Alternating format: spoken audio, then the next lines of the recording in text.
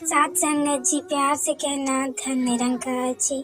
दासी एक कहानी लेकर आई है। कहानी का टॉपिक है किसी को अपशब्द ना बोलें। साथ संगत जी, एक गांव में एक सफल व्यापारी रहता था।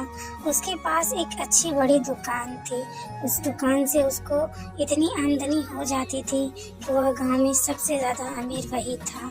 हर आदमी उससे अच्छे से बात करते थे और वह व्यापारी लोगों की बहुत मदद भी करता था। सत्संग जी, वह दिन रात मेहनत करता और बाकी समय में पूजा पाठ करता था। लोग बहुत उसकी इज्जत करते थे, पर उस व्यापारी की एक बुरी आदत थी। वह जल्दी गुस्से में आकर लोगों से बुरा भला कह देता था, जिससे गांव के लोग बहुत उससे नाराज हो जाते थे। जब व्यापारी गांव के लोगों को मनाने जाता तो वो लोग नहीं मानते, इससे व्यापारी और गुस्सा हो जाता था और गुस्से में गांव के लोगों को बहुत बुरा भला कहता था। सत्संग जी, वह व्यापारी बहुत बुरा भला कहता था, लेकिन बाद में उसे बहुत पछतावा होता था और उसे बहुत बुरा भी लगता था। सत्संग जी, एक बार गांव में एक बहुत ज्ञानी संत आए। कुछ ही दिनों में दूर दूर तक उनके ज्ञान के चर्चे होने लगे। जब यह बात व्यापारी तक पहुंची तो वह दौड़कर संत से मिलने पहुंचा।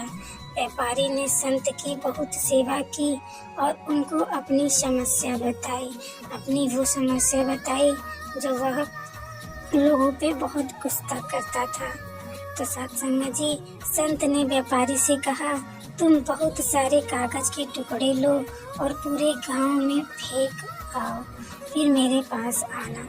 व्यापारी बिना सोचे समझे दिन भर कागज के छोटे छोटे टुकड़े पूरे गांव में फैला देता और फिर संत के पास पहुंच आता।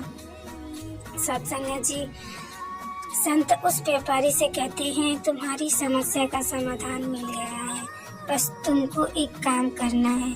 तुम जाकर उन सभी कागज के टुकड़े को इकट्ठा करके यहाँ ले आओ।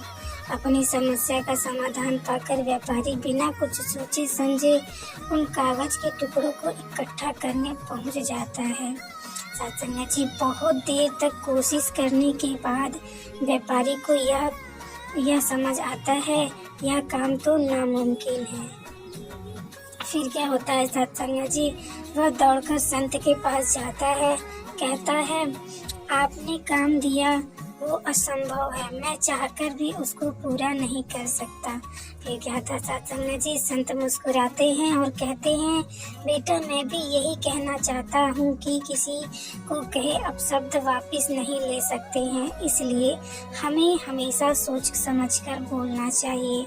आज के बाद तुम यह बात अपने मन में अच्छे से बैठा लो, चाहे कुछ भी हो जाए तुमको किसी को अपशब्द नहीं बोलना है। तो सत्संग जी, क्या था, संत से प्राप्त इस ज्ञान से व्यापारी की आंखें खुल जाती है और वह दोबारा जब भी किसी को गुस्से से देखता और बोलता, उससे पहले उसको वो कागज के टुकड़े की बात याद आ जाती है।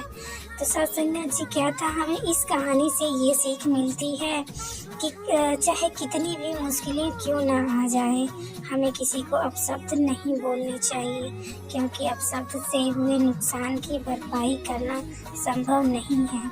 गलत शब्द से किसी को ठेस नहीं पहुंचाना चाहिए। सत्संग जी, हमारी कहानी आप लोग को अच्छी लगी तो सब्सक्राइब जरूर करेंगे। प्यार से कहना धन निरंकार जी।